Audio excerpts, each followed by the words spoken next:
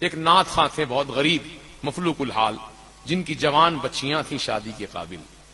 غربت کی وجہ سے شادی نہیں کر پا رہے تھے، بڑے پریشان رہتے تھے۔ تو کسی دوست نے ان سے ملاقات کی، کہا بھئی پریشان کیوں رہتے ہیں؟ اب کہا جوان بچیاں ہیں گھر میں،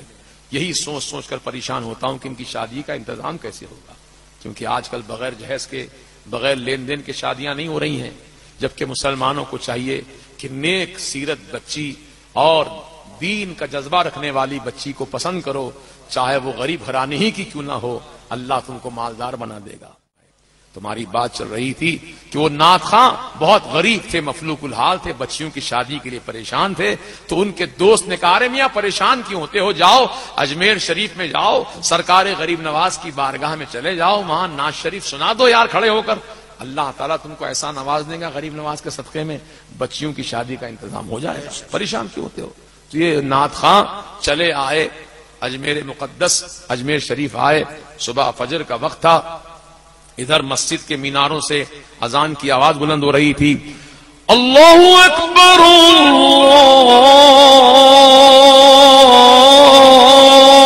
اللہ اکبر اللہ اکبر،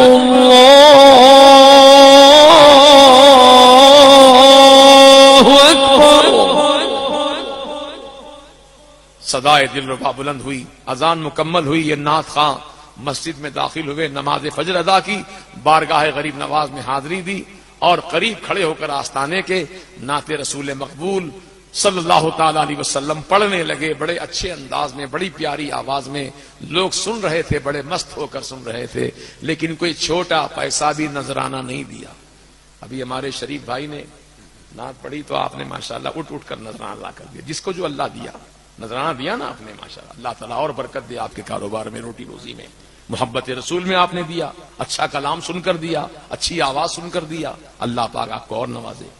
تو وہ نعت خواں نعت پڑھ رہے ہیں، ایک نعت مکمل ہوئی، کوئی نذرانہ نہیں ملا، دو نعتیں پوری ہو گئیں، کوئی نذرانہ نہیں ملا، یہاں تک کہ ظہر کی نماز کا وقت آ گیا، مؤذن نے اذان کہی، یہ نماز پڑھنے کے لیے مسجد میں چلے گئے، نماز ظہر پڑھ کر پھر آئے، اسی مقام پر کھڑے ہو کر پھر نعت رسول پاک پڑھنے لگے، یہاں تک کہ عصر کی نماز کا وقت آ گیا، عصر کی نماز پڑھنے گئے مسجد شاہ جہانی میں، اور نماز عصر پڑھ کر آئے، نعت رسول پڑھنے لگے، اتنے میں ایک عورت قوالن آئی،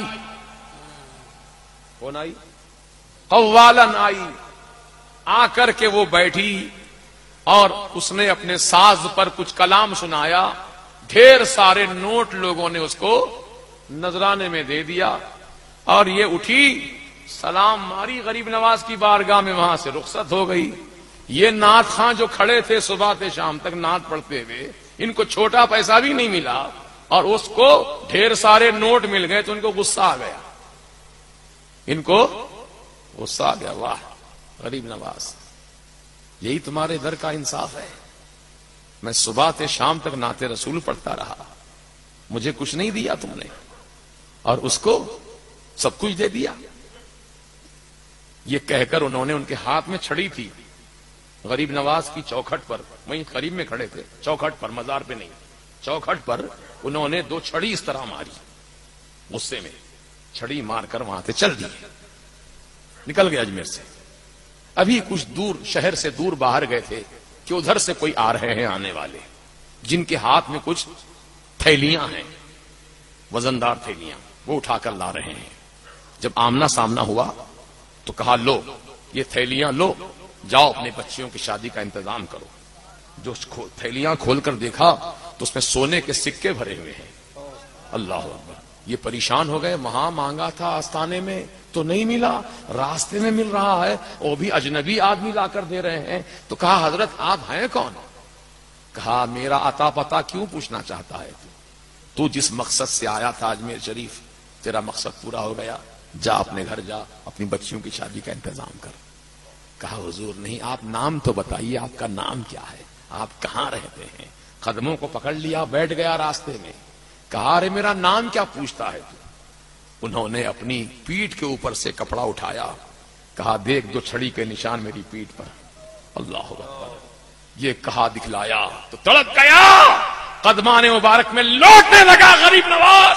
آپ کی بارگاہ میں نے اتنی بڑی گستاخی کر دی، میں نے چھڑی تو ماری تھی چوکھٹ پر لیکن لگی آپ کی پیٹھ مبارک پر، سرکار مجھ سے بہت بڑی بھول ہو گئی، بہت بڑی خطا ہو گئی، اگر آپ معاف نہیں کریں گے تو میں جہنم رسید ہو جاؤں گا، اللہ مجھ کو برباد کر دے گا اگر آپ معاف نہیں کریں گے، غریب نواز مجھ کو معاف کر دیجئے۔ کہا جا، میں رسول کی آل ہوں، حسن مجتبیٰ کا شہزادہ ہوں، مجھ کو معاف کر دیا، تجھ کو معاف کر دیا، جا معاف کر دیا تجھ۔ پھر کہا حضور ایک بات بتائیے، میں صبح سے شام تک نعت رسول پڑھتا رہا، آپ نے مجھے کچھ نہیں دیا، اور وہ قوالن کو تھوڑی دیر میں سب کچھ دے دیا، یہ کیا معاملہ؟ کہا ارے نادان، تو میرے آقا کی نعت سنا رہا تھا، مجھے بڑا اچھا لگ رہا تھا، تجھ سے میں اور نعتیں سننا چاہتا تھا، اس لیے میں تجھے نہیں دلوایا، جلدی روک کر رکھا تھا کہ تجھ سے نعت رسول سنوں، اور بیچ میں وہ آئی مخل ہو رہی تھی، خلل اندازی کر رہی تھی، میں نے جلدی سے وہاں سے اس کو رخصت کروایا تاکہ تجھ سے نعت رسول سن سکوں۔ سبحان غریب نواز سرکار نے جب یہ وجہ بیان فرمائی، جب آنکھیں کھلی ان کی، کہا سرکار یہ تو بڑی مجھ سے بھول ہو گئی، جلد بازی میں میں نے کچھ کا کچھ کر دیا، سرکار آپ معاف فرما دیں۔ تو کہا جا میں تجھ کو معاف کر دیا، یہ پیسہ، یہ روپیہ، یہ اشرفیاں سونے کی لے جا، اپنی بچیوں کا شادی کا انتظام کر۔ تو غریب نواز کے آستانے پہ جاتے ہی آپ نے کچھ مانگا اور آپ کو نہیں ملا تو مایوس نہیں ہونا، بلکہ یہ سمجھ لینا غریب نواز چاہتے ہیں میں ان کے آستانے پہ اور تھوڑی دیر کھڑے رہوں، یہ غریب نواز مجھ کو پسند ہے۔